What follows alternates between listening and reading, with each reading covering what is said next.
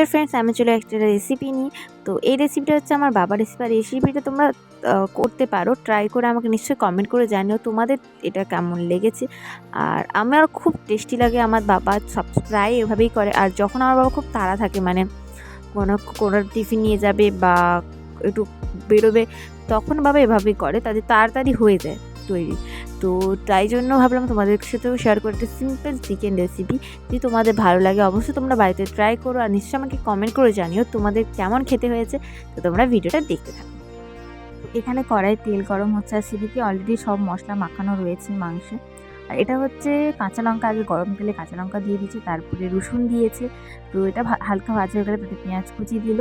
তো এই পেঁয়াজ কুচিটা অনেকক্ষণ ভাজা হবে। এতে একটু নুন দেবে যাতে পেঁয়াজ কুচিটা খুব ভালো ভাজা হয়। তো তাই জন্য দিল। এরপর টমেটো দিল আর আদা কুচি দিল, আদা বাটা দিল। তো এই এখন এটা নাড়াচাড়া হবে। নাড়াচাড়া একটু ভাজা ভাজা হয়ে গেলে এতে লঙ্কা গুঁড়ো দিলাম। তারপরে এতে আরও ভাজা ভাজা হবে, হয়ে এতে যেটা মাখানো ছিল সেটা পুরোটা দিয়ে দেবো। তারপরে একটু নেড়ে চেড়ে এতে আলু যেটা আমরা ভাজা করে রেখেছিলাম সেই আলুটা দিয়ে দেবো।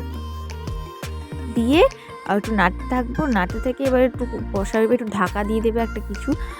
তো ঢাকা দেওয়ার পরেই তোমাদের মন মতো একটু জল দিয়ে তো যখন নামার সময় একটু ধনেপাতা দিয়ে নামিয়ে